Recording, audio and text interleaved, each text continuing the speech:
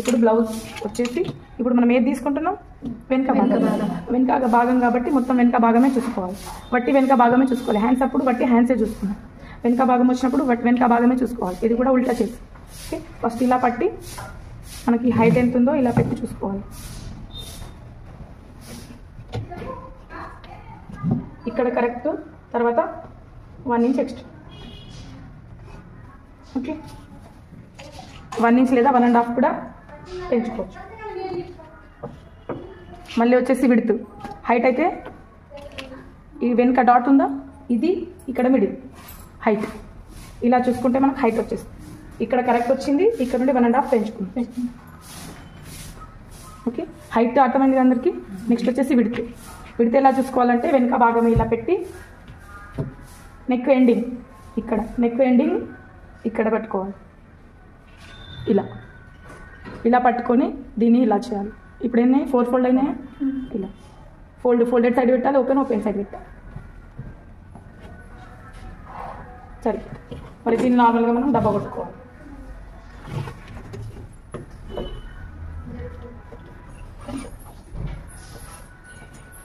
Okay. ఇప్పుడు మనకు height width వచ్చేసింది. నెక్స్ట్ వచ్చేసి మనము షోల్డర్ తీసుకోవాలి. ఇప్పుడు షోల్డర్ నార్మల్గా ఎట్లా అంటే దీంట్లో మెజర్మెంట్ చాలా రకాలుగా తీసుకోవచ్చు. ఇప్పుడు వచ్చేసి మనము షోల్డర్ తీసుకోవాలంటే నార్మల్గా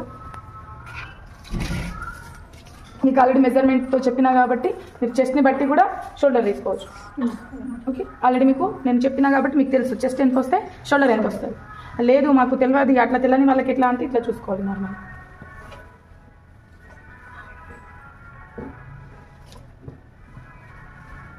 5.5 తీసుకున్నట్టున్నారు దీనికి ఓకే. ఇట్లా చూసుకో ఎంత వచ్చింది మనకు 11. సగం చేస్తే ఓకే. లేదు మాకు అట్లా అర్థమైతే లేదు ఇట్లా అయిపోతుందంటే నార్మల్గా మీకు తెలుసు చెస్ట్ని బట్టి షోల్డర్ తీసుకోవాలి ఓకే. ఇప్పుడు ఎంత వస్తుంది మనకి ఇక్కడ 5 ఇక్కడ ఎంత 6 ఆల్రెడీ తెలుసు కదా. డబ్బా కొట్టు. ఇక్కడ 1 ఇంచ్ తీసుకుంటున్నాం. ఇదైతే ఆల్రెడీ తెలిసింది అందరికీ. నెక్ విడ్త్ నార్మల్గా ఇది ఇట్లనే పెట్టి నెక్ విడ్త్ హైట్ ఎంత ఉందో ఇలా చూసుకోవాలి. ఎంత వచ్చింది మనకు 9.5. ఎంత తీసుకోవాలి 10.5.